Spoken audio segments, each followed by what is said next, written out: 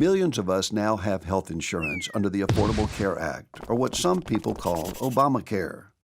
But like many things in life, your health insurance can often be confusing and complicated. Whether you've been insured for years or you're new to the game, understanding your policy is important to your health and your wallet. First things first, you have to pay your premium every month or your insurance could get canceled, kind of like your cable subscription. You can also think of it like a shared healthcare piggy bank. We all chip in each month, even if we're healthy, so the money is there when we need it. If you get insurance at work, your employer probably pays most of your premium, and the rest comes out of your paycheck automatically.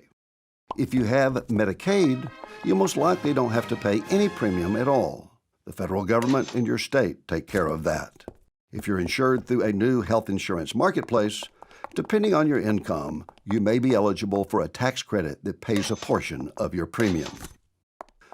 Once you have that shiny new insurance card, you'll want to try really hard to keep it in your wallet. To better your odds at staying healthy, be sure to take advantage of the free preventive services that all new insurance plans provide.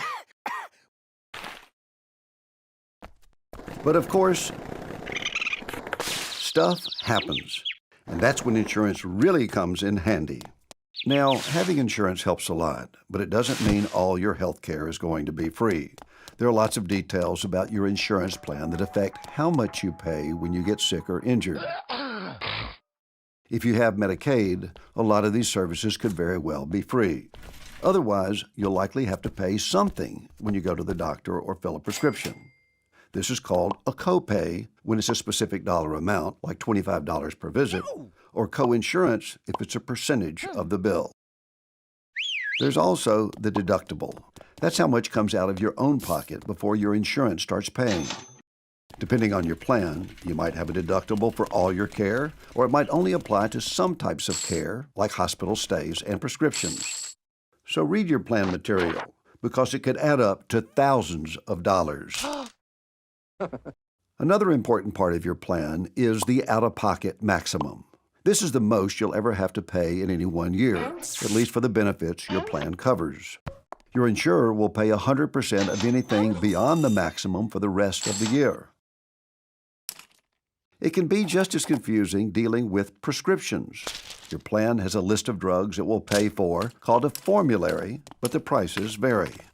Check with your doctor or pharmacist because a generic drug might fix you up the same as a brand name drug, but the price difference could be huge.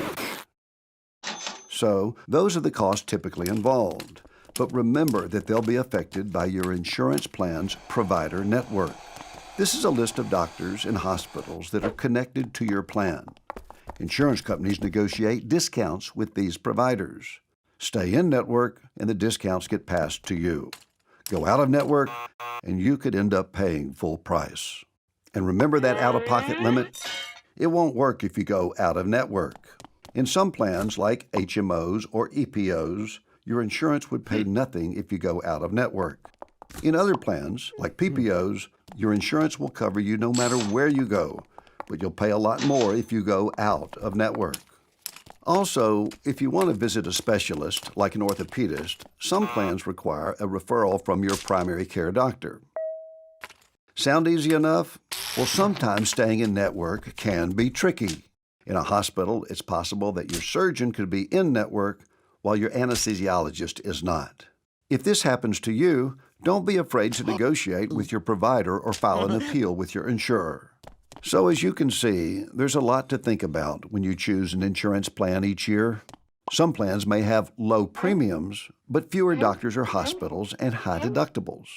There are trade-offs, and understanding and choosing among plans isn't always easy. Remember, if you have questions, call your health plan and ask, or check with your hospital or doctor. If you still have questions, your state insurance department or consumer assistance program can help. With the Affordable Care Act, there's new support for consumers, so take advantage of it. Having health insurance protection is a good thing, especially when you know how it works.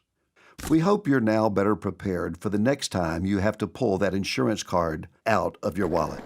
Stay safe, America.